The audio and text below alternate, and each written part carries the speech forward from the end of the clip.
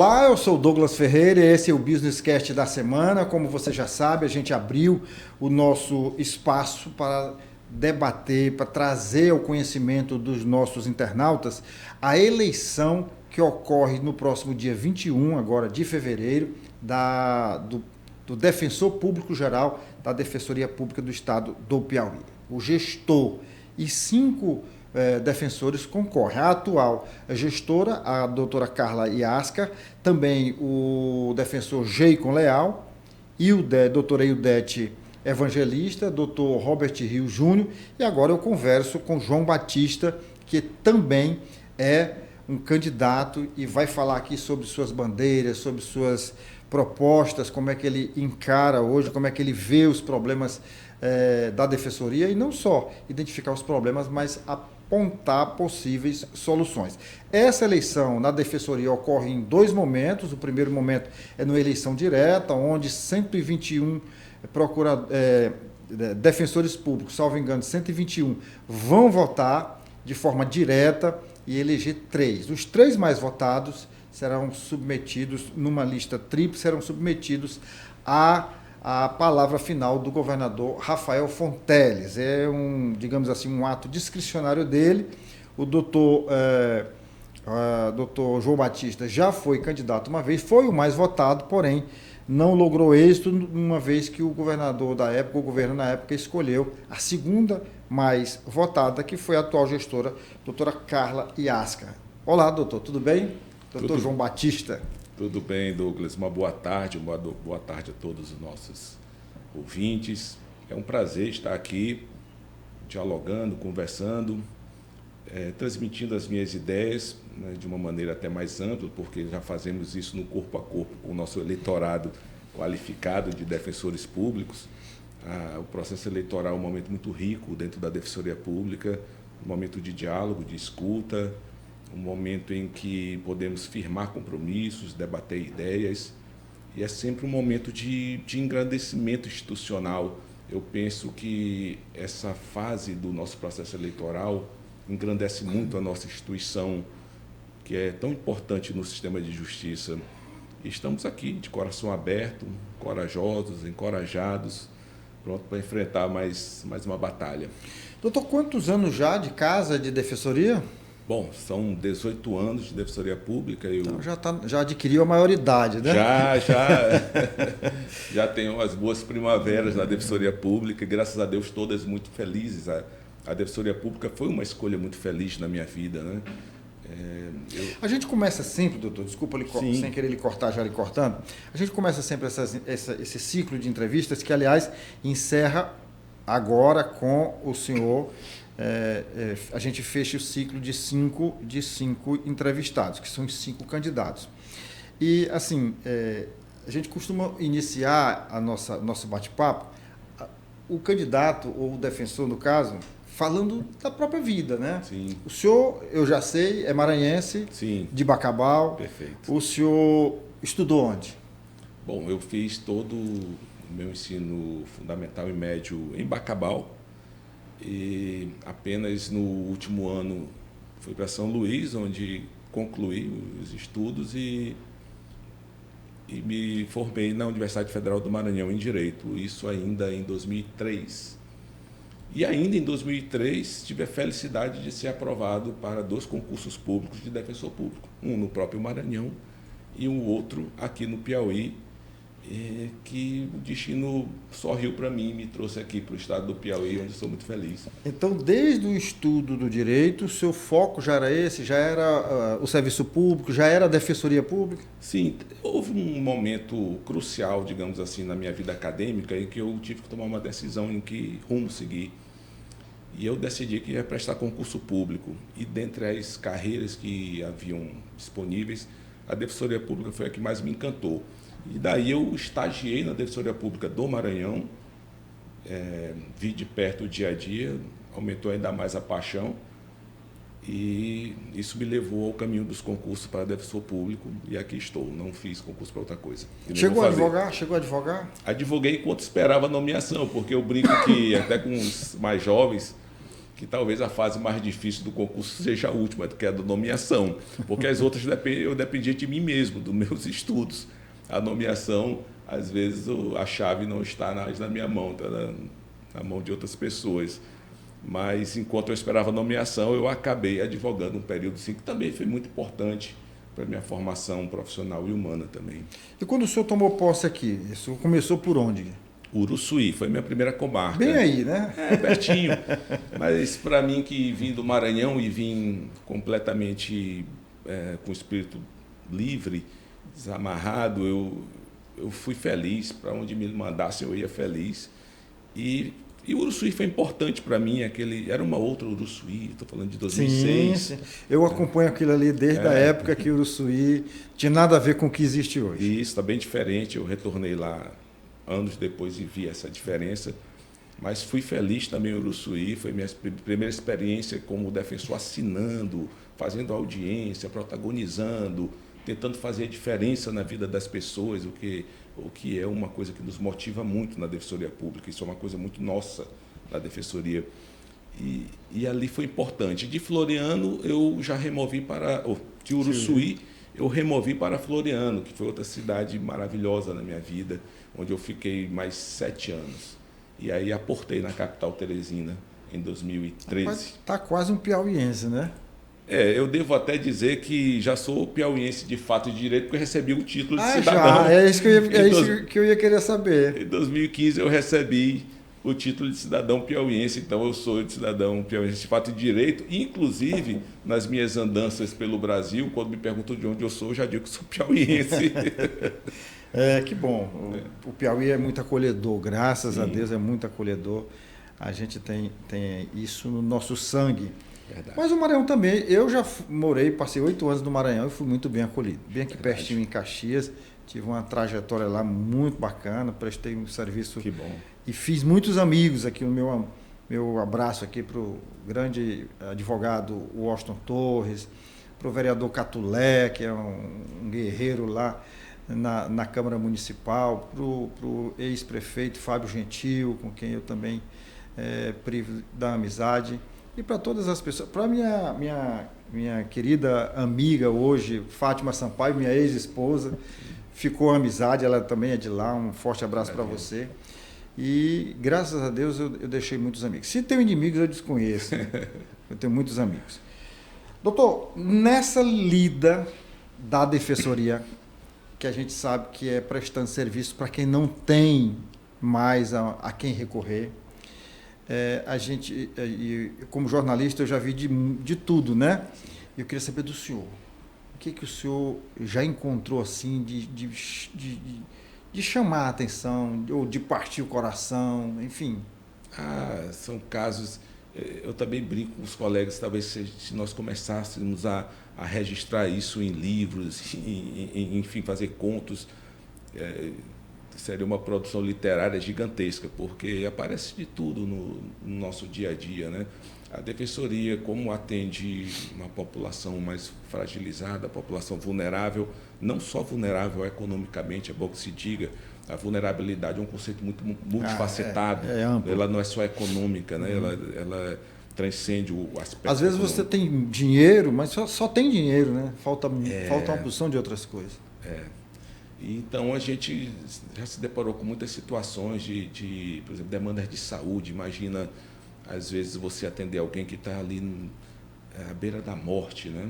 Dependendo de um provimento judicial para conseguir alguma vaga, conseguir uma cirurgia. Um remédio, às vezes um medicamento caro, né? Que faz toda a diferença na vida da pessoa e que é obrigação e dever do Estado fornecer. E aí bate na nossa porta porque nós somos os porta-vozes dessas pessoas. Nós levamos essa demanda até o judiciário está lá para conceder, mas precisa que alguém entregue isso a ele. E a Defensoria acaba sendo, né, o repositório disso tudo. Nós recebemos isso e, naturalmente, recebemos com toda a dor que essas demandas nos trazem, né? Na área criminal também tem muitas situações de injustiça. Eu também falo muito que na área criminal o erro é muito comum. É comum um inocente ser condenado e ficar preso, como é comum também um culpado ser absolvido e ficar livre, né? livre, né? Mas é muito duro. O sistema criminal tem que ser pensado de uma forma que ele funcione de maneira a minorar o erro, porque o erro pode trazer consequências irremediáveis na vida de uma pessoa, de um ser humano, né? Enfim, a Defensoria Pública é terreno fértil para diversos tipos de situações, porque geralmente quem bate na nossa porta nos bate com problemas, bate na nossa porta com problemas muito, muito severos, muito graves, e que às vezes parece pouco para a gente, mas que faz toda a diferença na vida daquela pessoa. Imagina as demandas de família, em que a discussão por pensão alimentícia, por valores tão irrisórios, que você fica imaginando, meu Deus, mas aquilo é tão importante para aquela pessoa, não é tão importante aqueles R$ 150. É verdade. Né? Enfim, todo defensor tem que fazer, inclusive, terapia para aprender a lidar com as dores das pessoas que ele já atende. Não tem quem conheça a fundo uma situação assim e não se sensibilize, né? E não absorva um pouco daquilo, né? A verdade é essa. Agora vamos voltar então para essa questão. O senhor ainda não teve a oportunidade de gerir a casa, mas já foi gestor da Associação dos Defensores e Defensoras. E como é que foi essa experiência? Muito, muito boa, muito importante para a minha formação, porque costumo dizer, eu sempre fui muito questionador, sempre fui muito crítico construtivo, não crítico vazio. Eu gosto de apontar a falha e a solução.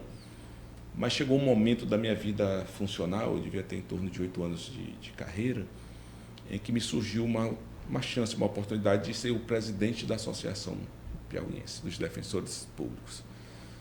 E eu disse, bom, eu vou enfrentar esse desafio e tentar transformar de alguma maneira a nossa instituição. E foi um desafio realmente muito difícil, que naturalmente eu não enfrentei sozinho, eu tinha toda uma diretoria comigo, tinha toda uma categoria. A associação ela representa hoje, por exemplo, mais de uma centena de defensores públicos que ali estão associados, mas a responsabilidade é muito grande. E nessa batalha como presidente da associação, nós resolvemos enfrentar uma coisa que nos incomodava muito na época, que era a falta de autonomia financeira orçamentária da Defensoria Pública. Nós não tínhamos isso, muito embora desde 2004 essa prerrogativa estivesse esculpida na nossa Constituição Federal. Estava lá. Mas nos era negligenciada essa autonomia, né? Isso prejudicava significativamente a gestão da Defensoria, porque não adianta dizer que você tem um orçamento se você não consegue geri-lo como bem entender, conforme suas prioridades. Era muito comum, no final de cada ano, recebermos ofícios da Secretaria de Fazenda, por exemplo, ou de Administração, ordenando que cortássemos gratificações, que cortássemos os gastos com combustível, com energia elétrica, cortar o fornecimento de material, água, papel higiênico. Era uma dependência total do Estado. Total, né? E era uma calamidade. E isso incomodava muito, porque não era um favor, era um imperativo constitucional. E uma vez assumindo a associação, iniciamos as tratativas para que isso se materializasse, inicialmente com um diálogo, que é a via mais adequada. Vamos dialogar politicamente para que a autonomia nos seja concedida como deve ser. Não tivemos êxito. Isso acabou culminando numa medida mais enérgica, que foi o ajuizamento de uma ação constitucional no STF, uma ação de descumprimento de preceito fundamental, esse nome pomposo aí, de número 339, que acabou sendo decidida lá pelos ministros, no sentido de obrigar o governo do Estado a reconhecer a nossa autonomia financeira, que eu posso simplificá-la em 2 pilares. O nosso poder de encaminhar a nossa proposta orçamentária anualmente para consolidação no Poder Executivo e encaminhamento para a Assembleia. Segundo, o recebimento da nossa dotação orçamentária, do nosso orçamento, em forma de duodécimos, né? Ou seja, pega o orçamento global que é aprovado no final de ano pela Assembleia e depois sancionado pelo governador, e você divide isso em 12 frações, uma para cada mês. Esse dinheiro, geralmente até o dia 20, conforme o artigo 168 da Constituição Federal, tem que cair na conta da Defensoria Pública. A Defensoria faz os seus encaminhamentos, os seus pagamentos. O gestor já sabe, no início do ano, o que vai dispor o ano inteiro. Isso. E vai se planejar em cima disso. E que não pode ser reduzido, né? Não pode ser reduzido. reduzido. Quer dizer, pode ser reduzido no ano seguinte. No ano seguinte, após discussão democrática dentro da Assembleia Não Legislativa. deveria, mas tem sido, né? Tem sido, infelizmente, e aí é um outro assunto que nós vamos abordar aqui, Douglas, durante o podcast. Mas essa foi a grande vitória, tivemos muitas vitórias nos nossos 4 anos de associação, passou muito rápido. Esses cabelos que caíram se devem muito àquele período, né? Mas foi um período também feliz e que serviu muito para a construção desse João Batista de hoje, maduro e pronto para gerir a instituição. Vamos agora quebrar um gelo um pouquinho. O seu nome é um nome bíblico. Eu sei que tem uma história por trás desse nome. Que história é essa? A minha mãe muito católica, né? Dona Rosário está lá em Bacabal, vai assistir com certeza, tietando o filho dela. E lá em casa, nós somos 3, né? Cada um teve um nome de santo. E tivemos, na época também, ela disse que queria homenagear o meu avô também. Eu sou neto, sou João Batista Neto. Meu avô, que segundo ela era um homem muito bom, muito generoso, muito querido, e que morreu aos 39 anos de idade, vítima de um infarto.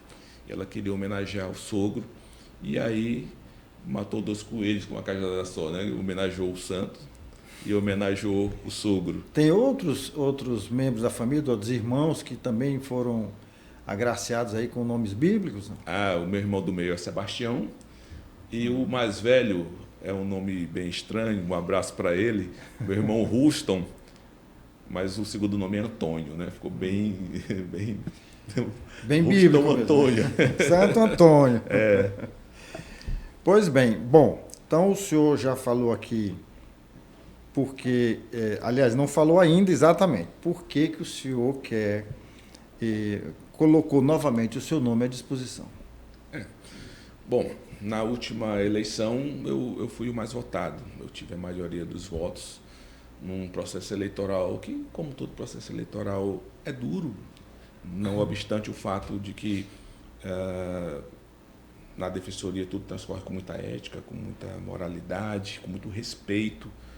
Eu penso que todos os nomes são bons na Defensoria Pública, eu penso que todos os nomes que estão se candidatando têm condições efetivas de serem gestores da Defensoria. Além dos 5, eu posso indicar mais de uma dezena de outros nomes que estão prontos para gerir a nossa Defensoria Pública, mas apenas 5 estão postos. E na última eleição eu fui o mais votado, e votos que, Douglas, eu posso dizer, não eram meus. Esses votos pertencem a uma ideia de defensoria, a uma ideia de construção, uma ideia de articulação política que a gente prega há um bom tempo, inclusive desde a Dos associação. 121 foram quantos votos? A época o eleitorado era um pouco menor, devemos ter perto de 100, acho que 105 defensores votantes. Eu tive 68. O que não é pouco, considerando que é uma votação plurinominal, né? Você não vota em apenas um candidato, você vota em 3, em até 3. E eu tive na época 68 votos, foi uma votação muito boa, que retratou realmente o anseio da categoria, mas somos cientes que o processo é bifásico. O processo é bifásico e o governador deve escolher um dos 3, não me escolheu, e eu recebi isso com bastante maturidade. Me conduzi naturalmente, eu até brinco, é uma eleição muito boa de disputar, porque aquele que perde no outro dia continua empregado, trabalhando normalmente, e aí eu estou aqui de novo, né? Uma eleição boa de se disputar, e eu voltei 2 anos depois, mais maduro ainda, mais encorajado ainda. Eu digo, me pauto no amor e no respeito, na esperança, e trabalho assim, sem medo. Ao final de tudo, vou continuar sendo o mesmo João Batista de sempre, defensor público, antes de tudo um defensor público, que é quem faz a Defensoria Pública de verdade. Nós estamos postulando um cargo de gestor, ser o defensor público geral, mas é preciso reconhecer que quem faz a Defensoria acontecer está na ponta lá trabalhando, fazendo audiência, atendendo as pessoas, defendendo o direito dos outros. Essas pessoas fazem a Defensoria Pública acontecer. O gestor está lá por uma circunstância. E a gente quer renovar, a gente quer mostrar que outras pessoas podem ocupar esse local, outras pessoas podem gerir a instituição com competência, outras pessoas podem contribuir para que a Defensoria Pública seja mais forte ainda. É isso que nós defendemos e estamos aqui, na verdade, representando essa massa de defensores públicos que anseiam por isso. Doutor, outros candidatos, aliás, eu não fiz esse questionamento para a doutora Carla, mas fiz para o doutor Jeico, doutor Ildete, doutor Robert. Caso os senhores não sejam o primeiro colocado, vocês vão brigar para serem o escolhido ou vão abrir mão em nome do mais votado? Douglas, engraçado isso. Eu sou indagado sobre isso, fui na eleição passada. Eu me pauto em alguns princípios. Existem linhas que eu não cruzo. Eu tenho um compromisso muito forte com a representatividade da categoria e com a vontade da categoria. Se eu não for... Na eleição passada eu dizia, gente, eu preciso ser o mais votado. Não porque eu queira vaidosamente ser o mais votado, mas porque essa é uma condição sem a qual eu não aceito ser defensor público geral. Para eu ser defensor público geral, eu preciso estar legitimado pela votação da maioria dos meus pares. E se eu não for o mais votado, eu me retiro de campo e conduzo o mais votado a essa posição. Eu renuncio à minha posição. E na eleição passada eu deixei uma carta preparada, escrita à mão, dirigida ao governador, na qual eu declinava, era uma carta hipotética, se eu não fosse mais votado, onde eu renunciava à minha posição na lista e apoiava a nomeação do mais votado ou da mais votada. Graças a Deus eu queimei essa carta após a apuração, porque eu fui mais votado. Nessa eleição eu vou firmar o compromisso público, nós vamos firmar esse compromisso público de apoiar o mais votado, seja ele quem for. Se for a doutora Carla, será ela a apoiada para a nomeação, e a minha carta manuscrita vai estar preparada de novo. Eu estou pronto para queimá-la de novo. Bom, então vamos para as propostas, doutor. A gente já falou de alguns problemas, a gente já falou de algumas situações que o senhor já identificou como, digamos assim, atrapalha o desenvolvimento só quero chamar a Procuradoria, da Defensoria Pública. E quais são as suas bandeiras? Assim? Me apresente agora 3 propostas que você olha, eu chegando lá, isso aqui, tem mais, mas essas aqui não abro mão. Vamos lá, Douglas. Essa é uma pergunta de fácil resposta, porém não uma pergunta de resposta objetiva. Eu vou começar fazendo uma introdução, porque eu imagino aqui, eu acompanhei os podcasts dos colegas, há um lugar comum nos discursos de quem senta aqui com você: orçamento. Orçamento? Porque orçamento é a pedra de toque para que seja feito tudo. Eu posso ter 1 milhão de ideias que, se eu não tiver orçamento, eu não consigo materializar. Muito embora exista uma gama de ações que eu posso materializar apenas com mudança de comportamento. Ok. Por exemplo, quando eu digo que pretendo renovar a gestão, que eu quero oportunizar para pessoas que têm capacidade, que têm potencialidades e que não ocuparam ou não vêm ocupando cargo na gestão, eu quero trazer essa pessoa e dar para ela uma oportunidade de ela trazer todo o arcabouço de ideias dela para produzir, para engrandecer a defensoria. Isso é uma coisa que eu faço sem dinheiro. É uma coisa que eu faço a partir de escolhas, naturalmente. A minha própria candidatura propõe isso, renovação. Eu estou propondo a renovação.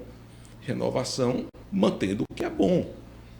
Lógico, as ideias que dão certo vão continuar. Nós vamos, eventualmente, corrigir algumas outras, natural. Mas isso é perfil de quem está gerindo. Isso é uma coisa que eu faço sem dinheiro, mas para quase tudo eu vou precisar de dinheiro. E aí volta para a questão do orçamento. E para falar de orçamento, Douglas, eu falo antes da Defensoria Pública, porque, veja, linguagem é tudo, você é um comunicador, discurso é tudo. E por que a Defensoria Pública precisa de dinheiro, meu Deus? Porque ela é uma instituição do sistema de justiça, sim, mas a Constituição Federal ela fala, né? Ela dialoga com o povo brasileiro. E o legislador, o Constituinte de 88, ele previu muitos direitos fundamentais, muitos direitos sociais. O artigo 5º tem dezenas de incisos. Nós temos o artigo 6º com direitos sociais. Nós vamos para o 196, está falando da saúde, do direito à saúde. E aí o Constituinte foi sábio, porque ele não quis que essas promessas, que esses direitos fossem meras promessas. Ele quis que isso fosse realidade. Para que esses direitos previstos na nossa Constituição Federal, e a imprensa, a liberdade está lá também, para que isso fosse realidade, ele fez uma grande aposta: o acesso à justiça. O acesso à justiça materializa aqueles direitos que estão previstos lá e faz com que eles deixem de ser promessas e virem realidade. Qual foi a outra grande aposta da Constituição Federal para permitir o acesso à justiça? A Defensoria Pública. A Defensoria Pública foi a outra grande aposta. Então, veja, não é favor, é um imperativo constitucional. E aí, por que então, o que justifica, o que explica a Defensoria Pública ser o que chamam de prima pobre do sistema de justiça, aquela que tem menos recursos? Por quê? Porque a Defensoria tem um orçamento de 128 milhões e o Ministério Público tem um orçamento superior a 300 milhões. Eu não vou comparar com o Tribunal de Justiça, que é um poder, enfim. Por que o Tribunal de Contas tem mais que a gente? Por quê? Quais as razões disso? Porque essa política de carência de recursos implica o quê? Na falta de defensores públicos, na falta de recursos humanos, de recursos materiais, na absurda disparidade remuneratória entre o defensor público e os membros das outras carreiras. E nós encontramos duas respostas para isso, né?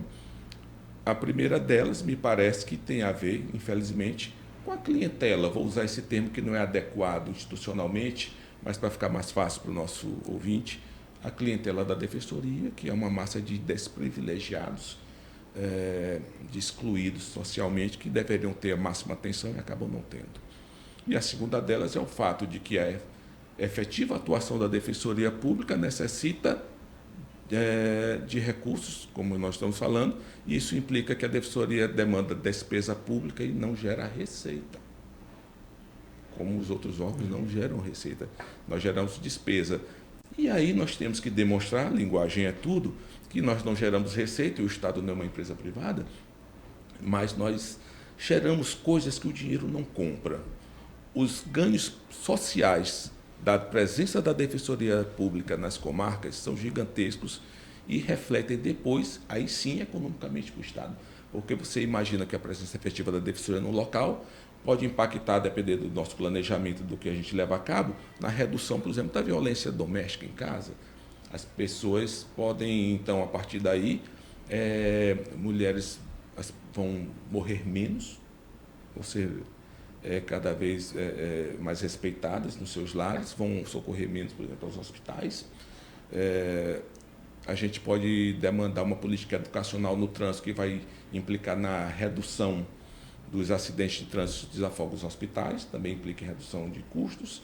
A nossa política também de educação em direitos pode empoderar ainda mais os segmentos da sociedade, e isso vai gerar ganhos também educacionais. Enfim, tem diversos aspectos que a presença da Defensoria Pública... O ganho de cidadania, né? De cidadania. Isso não tem preço. Isso não tem preço. Cidadania não tem preço. Igualdade não tem preço. Então, veja, mais uma vez o Constituinte foi sábio, porque quando percebeu que isso estava acontecendo, ele veio aqui e disse, vamos lá. Vamos agora, então, dotar a Defensoria Pública de um plexo de prerrogativas, que a gente chama de autonomias, para que proteger ela dessa negligência governamental. Então, a Defensoria vai ter autonomia funcional, administrativa e financeira. A financeira eu já te expliquei como é que nós alcançamos depois de muita luta. E aí, hoje, nós temos autonomia financeira, nós sabemos que a Defensoria Pública é importante, e ainda assim os recursos não vêm chegando a contento para que a gente possa alcançar a totalidade do Estado do Piauí. E eu vou te mostrar também que a Defensoria Pública tem o melhor custo-benefício do sistema de justiça. Eu vou te dizer que a Defensoria, com 128 milhões de reais por ano para 2025, atende, creio eu, que metade das comarcas, 32 de 62, uma coisa assim, um número. de comarcas do estado, porém ela atende as mais densas populacionalmente, de modo que, embora a gente atenda a metade das comarcas mais ou menos, a gente cobre 70% da população. Veja, com 128 milhões de orçamento, contra 300 e pouco de outros órgãos do sistema de justiça, a gente já cobre 70%. Isso faz cair por terra também um argumento de que a Defensoria vai ser uma instituição muito cara para o Estado. Não vai ser. Não vai ser muito cara para o Estado. Não vai ser.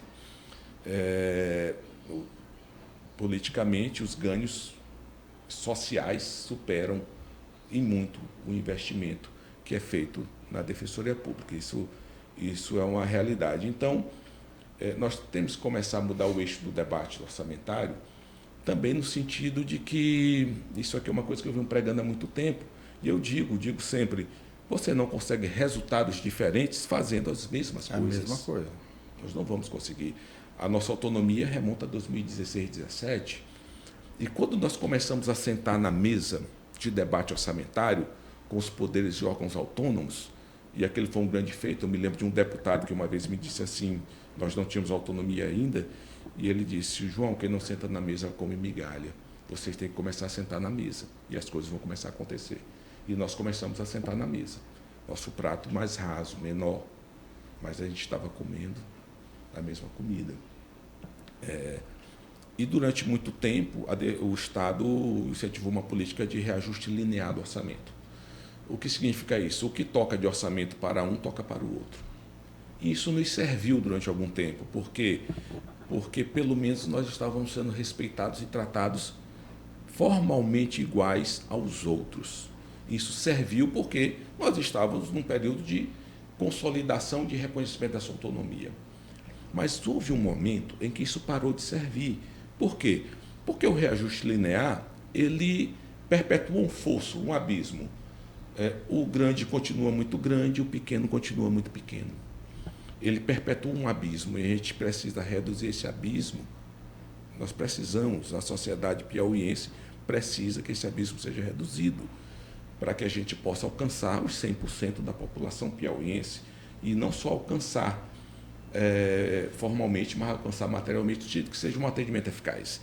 E chegou um momento que a gente tem que mudar a chave, mudar o eixo do discurso, de modo que o Piauí entenda que nós precisamos de um grande pacto interinstitucional, um pacto entre órgãos e instituições do sistema de justiça, entre órgãos e poderes dotados de autonomia, no sentido de reconhecer a carência e a necessidade da Defensoria Pública e que, durante um recorte temporal de alguns anos, isso pode ser ajustado, a Defensoria vai sim receber um olhar mais que especial do arrecadador principal, que é o governo, de modo que ela consiga se expandir e alcançar todas as comarcas, e uma vez alcançando isso, ok, podemos até voltar ao reajuste linear.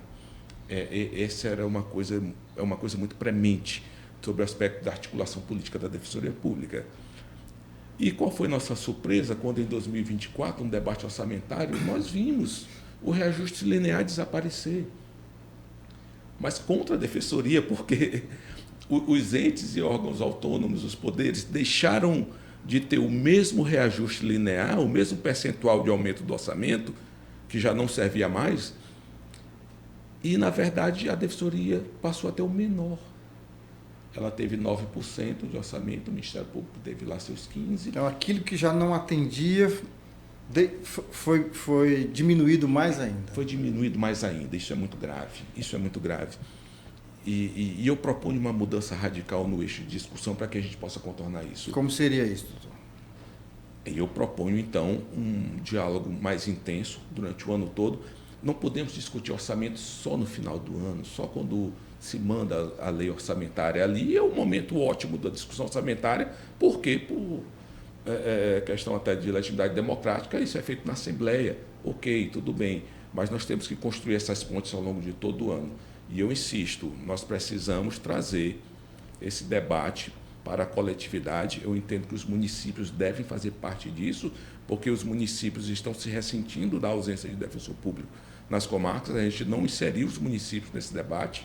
A associação... É preciso envolvê-los, então? Penso que devemos trazê-lo para o centro desse debate, para que, inclusive, eles demonstrem demonstre para o governo do Estado a necessidade e a importância desse aporte orçamentário, que isso vai implicar em ganho, inclusive, naquela base municipal. Precisamos trazer o próprio Tribunal de Justiça para o centro desse debate, porque interessa ao juiz, interessa ao tribunal que tenha uma defensoria pública forte aparelhada naquela comarca, para, inclusive, ajudar não só a ser o repositório das demandas e o encaminhador delas para o judiciário, como também para ajudar no desafogamento dos processos, para que melhore a produtividade do Poder Judiciário. Nós dependemos do defensor público na comarca, não de advogado dativo. Não de advogado dativo. Nós dependemos do defensor público na comarca. O Ministério Público também precisa entender que a contraparte, que é a Defensoria Pública ali, principalmente nas ações penais, interessa para que as decisões tenham cada vez mais legitimidade. Então, no momento em que todos entenderem isso, e eu proponho que seja firmado um grande pacto estadual pela democratização da justiça, do acesso à justiça no Piauí, a partir então dessa união de esforços, em que todos reconhecem que quando a defensoria ganha mais, ela não está tirando do teu prato, ela não vai mexer no que é teu, ela vai ganhar mais porque durante algum tempo ela vai precisar de uma atenção a mais do governo do Estado para que ela possa se expandir e alcançar todas as comarcas. Isso vai demandar a nomeação de novos defensores públicos. Nós temos uma lista de aprovados, Douglas, de pessoas que anseiam por isso, anseiam por nomeação, e isso é um lugar comum também para qualquer candidato. A expansão depende de nomeação. Chega a ser pueril, infantil, quando alguém diz que candidato A ou B não vai mais nomear nenhum aprovado, porque as prioridades serão outras. A prioridade zero da Defensoria Pública é nomeação para que tenha expansão, para expressão de recursos. E eu entendo que nós temos a chave para finalmente mudar o eixo desse debate e a gente conseguir colocar a Defensoria onde deve. Como a gente falou, tudo esbarra na questão orçamentária. Sim. Então, falar em aumentar o efetivo, falar em fazer concurso público, tudo tem a ver com orçamento. Sim, tudo no final das contas tem a ver com orçamento. Para além disso, é lógico, melhorar nossa execução orçamentária, ser mais assertivo na nossa execução orçamentária para que os recursos sejam empregados da melhor maneira possível. Eu defendo, por exemplo, a gente pode marcar um podcast aqui um dia para discutir orçamento, né? Receita, despesa pública, enfim, tudo. Mas, veja, nós precisamos, por exemplo, desafogar as nossas despesas com o custeio, e aí eu envolvo os aluguéis, consumo de energia elétrica e tudo, de modo que esse dinheiro possa sobrar um pouco mais para investimento, por exemplo, em modernização e capacitação. Existe um modelo muito interessante, e a Defensoria Pública parece que finalmente vai adotar pela primeira vez esse modelo, que é um modelo de construção de sede chamada de econúcleos, é um modelo que o Maranhão foi pioneiro, né? Como funciona? O econúcleo é uma forma de construção mais barata do que a de alvenaria, né? Ela é mais rápida, ela é 60% mais barata, ela se efetiva em 3 ou 4 meses, é mais rápida que a de alvenaria, ela é sustentável ecologicamente, a energia elétrica, a energia lá é solar, então a gente já consegue uma redução daquele impacto. É um absurdo que os órgãos gastam com energia elétrica, é um valor significativo. A mudança, por exemplo, para a energia solar vai implicar numa redução significativa. A construção de uma sede mais barata como essa, e existe uma linha de crédito no Ministério da Justiça para emendas destinada exclusivamente para isso. O dinheiro está lá, nós precisamos trazer esse dinheiro para cá. O dinheiro está lá esperando, o dinheiro está voltando. A Defensoria Pública tem que chegar com um projeto, levar para o município, conseguir um terreno, conseguir um deputado que dê uma emenda, o dinheiro já está lá, para que isso vire realidade. Isso vai implicar numa redução gigantesca na nossa despesa com custeio de sedes. Existe uma, parece, na Defensoria para ser implementada em São Raimundo Nonato, já é uma emenda, mas eu acho que isso é muito pouco. Nós deveríamos ter avançado muito mais com isso nesses 2 anos. Isso tem que ser uma realidade para ontem na Defensoria Pública, porque vai trazer muitos ganhos. O dinheiro melhor alocado significa... Isso é o que nós fazemos na nossa casa, né? Às vezes a gente realoca os recursos, o dinheiro, prioriza outras coisas, economiza aqui, economiza ali. E nós precisamos fazer isso também na Defensoria Pública, de maneira que a gente possa conseguir finalmente avançar de maneira significativa no que tange a expansão da Defensoria, mas também na melhoria dos recursos materiais também, que é o anteparo do defensor. O defensor precisa de assessoria. Cada promotor tem 2 assessores, nós temos um. E sendo que nossa demanda é de direito individual, nós atendemos pessoas. Nós atendemos dezenas de pessoas. Hoje eu visitei uma colega defensora e ela estava lá com dezenas de pessoas na sala dela, aguardando ser atendida. Esse é o nosso público. Nós precisamos então, de estrutura para isso, para atender e atender bem. A gente quer atender bem a população, não é atender de qualquer jeito, a gente quer transformar a realidade dessas pessoas de maneira qualificada. Perfeito. Estamos chegando ao final, viu? Estamos chegando ao final, mas ainda tem um tempinho. O senhor vai olhar para essa câmera aqui.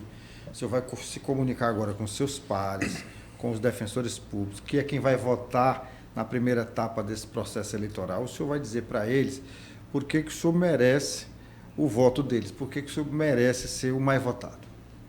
Douglas, eu acredito que cada defensor e cada defensora pública já sabe por que deve votar no João Batista nessa eleição, enfim, para tentar mudar essa realidade na Defensoria Pública. Minha trajetória é conhecida na instituição por todos, por todas. A minha luta não é de hoje. Eu não faço uma campanha pautada em crítica, eu faço uma campanha pautada em construções, em pontes, em ideias. Quando eu dialogo com o defensor, eu digo quero fazer e digo como conseguir fazer isso. Eu entendo que esse é um momento importante na Defensoria Pública de renovação, de oxigenação. Então, o defensor, a defensora pública que está me ouvindo, que vem me acompanhando, que vem acompanhando a minha história, a nossa história, eu não sou dono dos votos que são dados por João Batista, esses votos pertencem a toda uma história, a todo um conjunto de ideias, que venha mais uma vez comigo, que venha mais uma vez com a gente, para que possamos ter a oportunidade de oxigenar a gestão, transformar a defensoria por dentro e por fora também repercutir isso em melhores condições para os nossos assistidos, para os nossos usuários dos nossos serviços, expandindo a defensoria para todo o Estado e também reduzindo esse abismo terrível que existe entre a Defensoria Pública e as demais instituições do sistema de justiça. Perfeito, doutor. Deixa eu mandar aqui um recadinho para quem está nos assistindo nesse momento. Olha, se você ainda não é filiado aqui ao nosso canal, você se inscreve agora, você aproveita, aciona o sininho para ficar recebendo as nossas notificações e, principalmente, nos ajuda a compartilhar esse vídeo para que ele chegue às promotorias no interior do Estado. Defensorias